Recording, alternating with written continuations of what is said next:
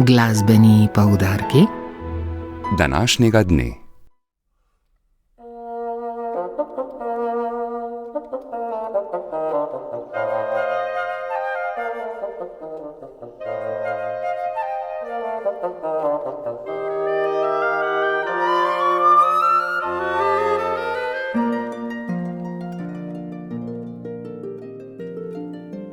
Potem, ko je leta 2023 frankfurtska opera praizvedla opero Blühen oziroma Razcvet Vita Žuraja in smo lahko dvakrat delo slišali v Cankarjevem domu, se danes začne še niz predstav v SNG operi Maribor.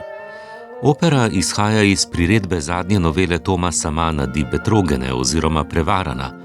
Osredotoča pa se na Aurelijo, ki se zaljubi v veliko mlajšega sinovega učitelja Kena, a se na vrhuncu njunega ljubezenskega zanosa izkaže, da je Aurelija neozdravljivo bolna in ji je ostalo le nekaj tednov življenja.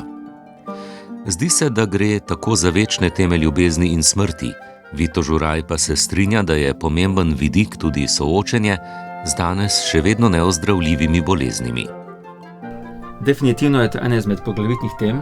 Aurelija je stara 52 let in se počuti stara in o tem poje, potem ko ona kaj nas pozna in se dejansko ona zaljubita, njeno telo njo prevara, zaradi tega tudi naslov, da se ona počuti mlajša kot je, da se počuti spet kot dekle in živi v eni veliki iluziji, da bo lahko spet podoživela svojo mladost, kar ji potem na tem dramatičnem preobratu opere življenje pokaže, da tako ne bo šlo in se pojavi zdravnik Mutezius, ki ji da diagnozo, da ima neozdravljivega raka. Se pravi, ne samo za staranje, ampak tudi spopad z boleznijo, s katero ima žal direktno oziroma nedirektno upraviti skoraj vsakdo od nas. In to je bilo tudi očitno na sami praizvedbi opere, da je veliko občinstva zelo emocionalno reagiralo na dogajanje v operi in predvsem na njen zaključek. 70-minutno opero Blühen oziroma Razcvet Vita Žuraja lahko danes ob 19:30 poslušate tudi v našem neposrednem video in radijskem prenosu. Ob 19. pa bo radijski prenos uvedel pogovor s skladateljem.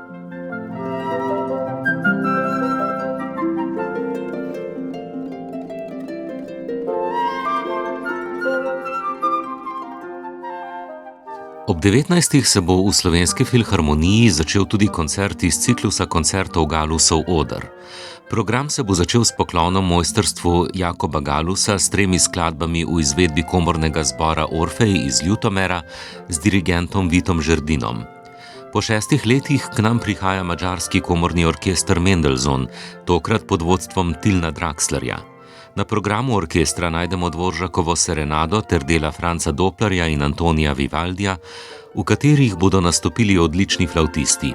Brina Unuk, pred kratkim 3. uvrščena na flavtističnem tekmovanju v Kobeju na Japonskem, češki talent Vojteh Čermak ter Galusov ambasador Martin Belič, asistent solist, flavtist Münchenskih filharmonikov.